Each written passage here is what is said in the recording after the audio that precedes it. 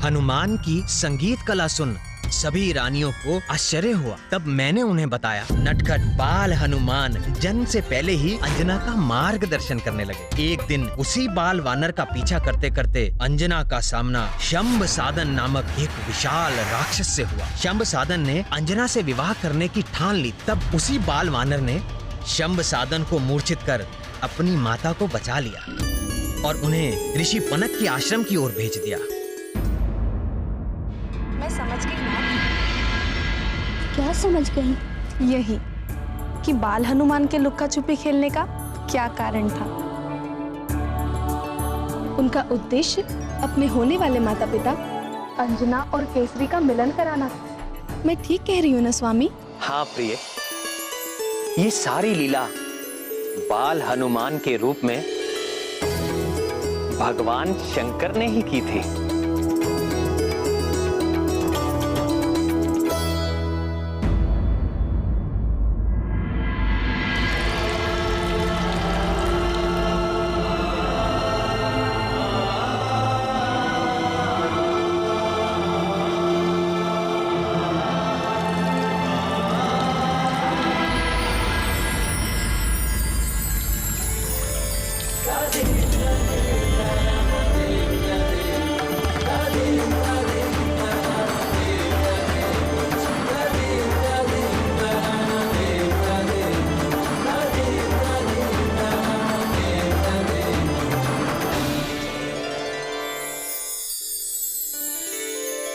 आइए वानरराज, आपका स्वागत है।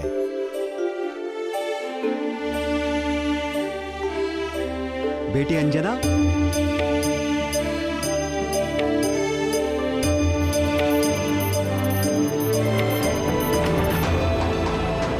यही हैं वे वानरराज केसरी, जिनकी चर्चा मैंने तुमसे की थी।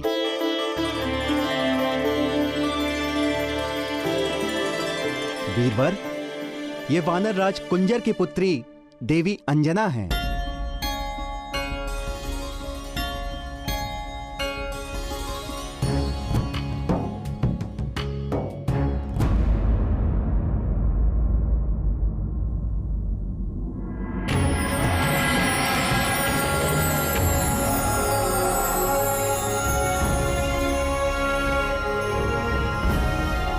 इस रुद्राक्ष माला की यात्रा अभी आरंभ हुई है।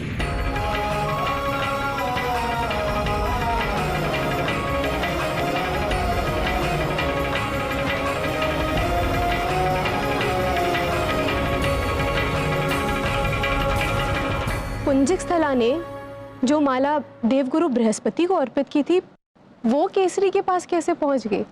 वानर राज केसरी की माता थी वानर सुंदरी ऋक्ष। बृहस्पति के पुत्र गदगद और गदगद के पुत्र केसरी।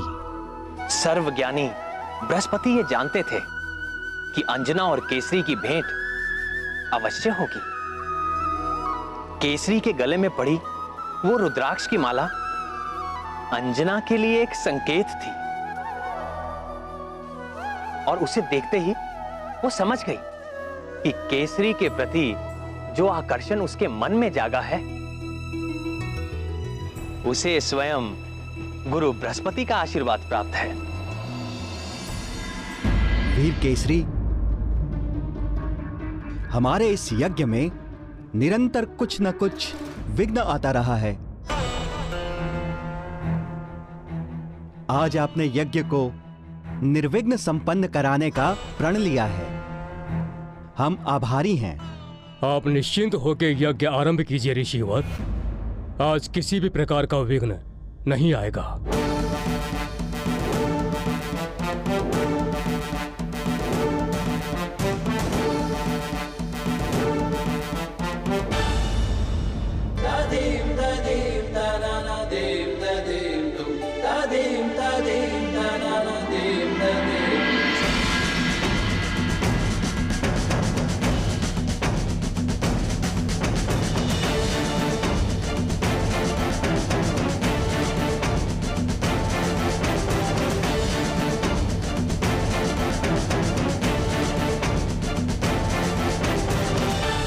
केसरी ने प्रण तो ले लिया था, पर कार्य बड़ा दुष्कर था।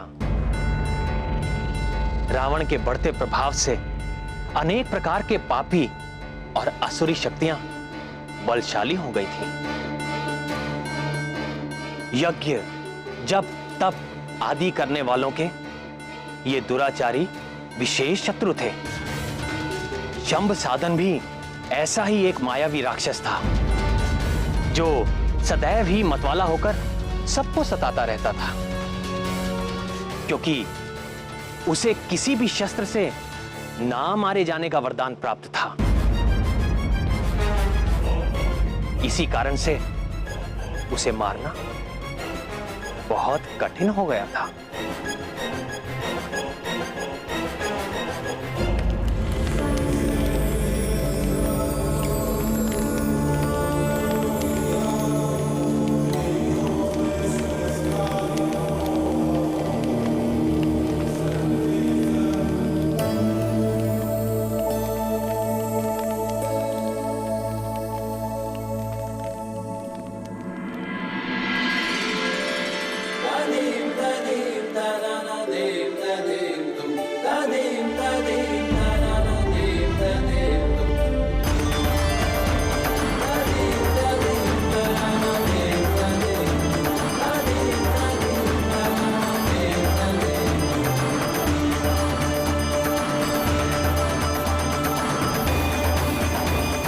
ओम केशवाय नमः स्वाहा स्वाहा। ओम नारायणाय नमः स्वाहा स्वाहा। ओम माधवाय नमः स्वाहा स्वाहा।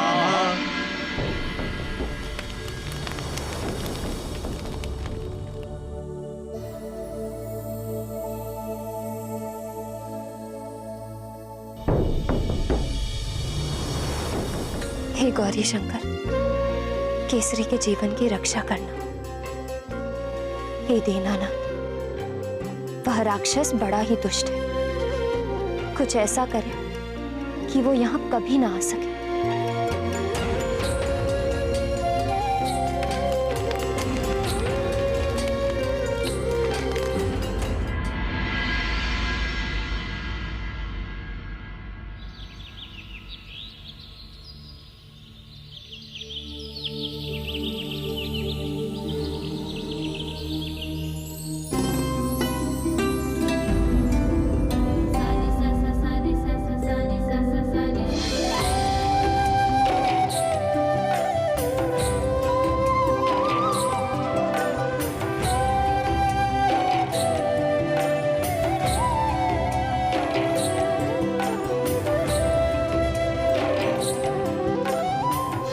हे ईश्वर, मुझे वो शक्ति देना कि मैं रण में शंभ सदन से जीत सकूं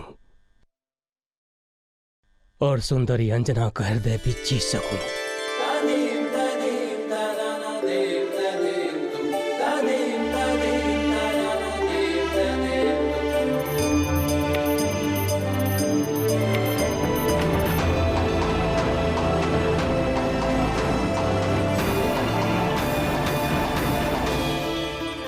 धन्यवाद देवी अंजना। बड़ी सहजता से आपने मेरे संध्या वंदन के समय यज्ञ की रक्षा का दायित्व ले लिया। आपकी सुंदरता के समान आपका साहस भी अतुलनीय है।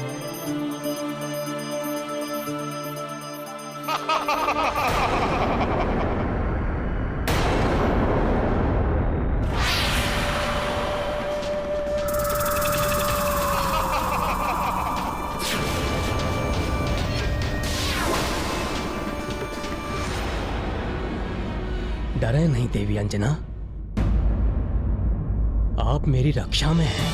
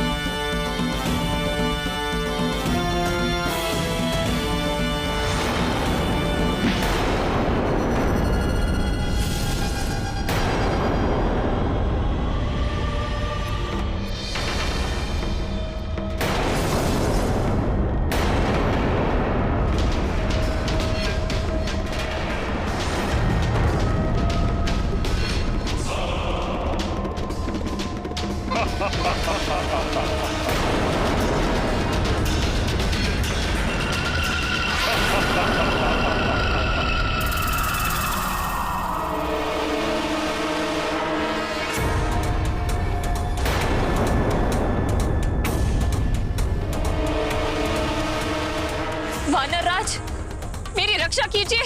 सुंदरी, मेरी पत्नी बनोगी?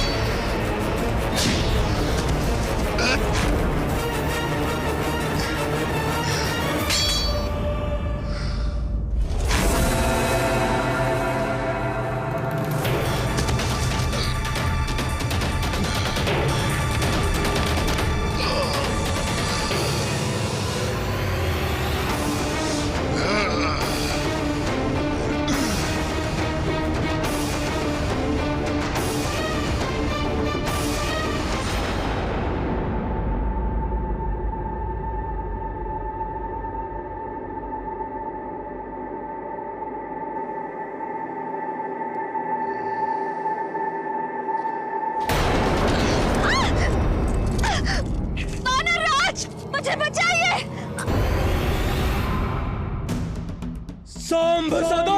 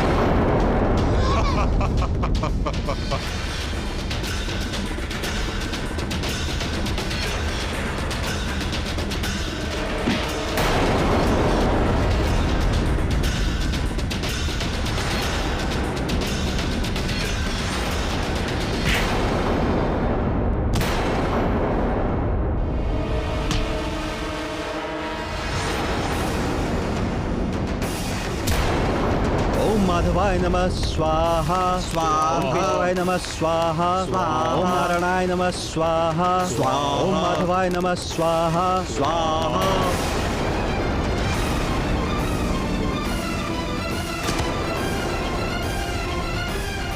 हे महादेव, हे उमाकांत, हे आशुतोष, रक्षा कर, रक्षा कर, रक्षा कर, रक्षा कर।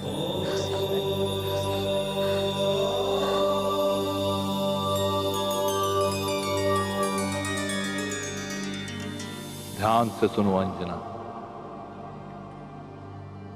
ये राक्षस केवल अपने रक्त से ही मारा जा सकता है। विचार में समय नष्ट ना करो, आस्था रखो और शीघ्र ही प्रहार करो।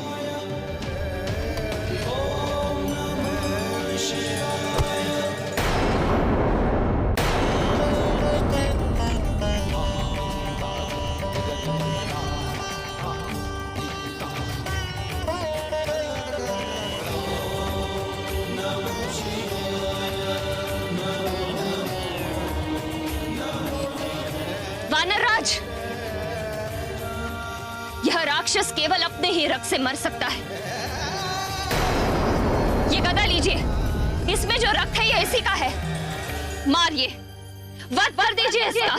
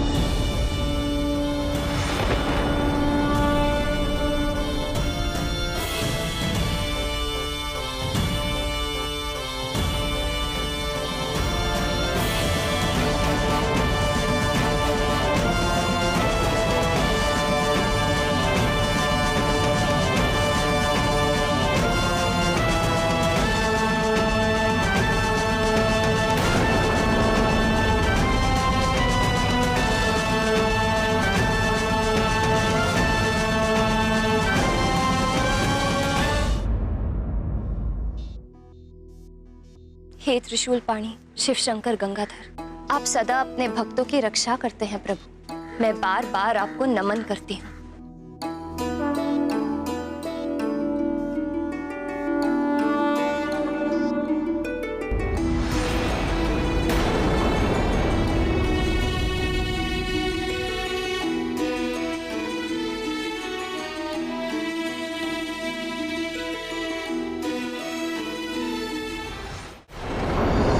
जब भक्त प्रेम से अपने इष्ट देव को पुकारता है तो उनको सुनना ही पड़ता है। और यदि इष्ट देव स्वयं भगवान भोलेनाथ हो तो कहना ही क्या। शीघ्र प्रसन्न होने वाले इसी स्वभाव के कारण उनका एक नाम आशुतोष भी है। केसरी के प्रति अंजना के इस प्रेम के सूत्रधार भी तो भगवान भोलेनाथ ही थे। केसरी की रक्षा के लिए अंजना को इस प्रकार प्रार्थना करते हुए देख तुरंत भोलेनाथ ने शंभ साधन के मृत्यु का रहस्य खोल दिया। तो फिर इस घटना के बाद से तो केसरी अंजना से और अधिक प्रेम करने लगे होंगे। निस्संदेह आप ही की तरह वो भी अपने प्रेम को पाने के लिए अधीर होने लगे प्रिय। ऋषि पनग अंजना और केसरी के प्रेम के साक्षी थे। उन्होंने अंजना के पिता वानर राज कुंजर के आगे उनके विवाह का प्रस्ताव रखा और फिर शुभ मुहूर्त में वैदिक रीति से केसरी ने अंजना का पाणी ग्रहण किया और मंगल ध्वनियों के बीच सारे लोग आनंद, उत्सव और उल्लास में डूब गए।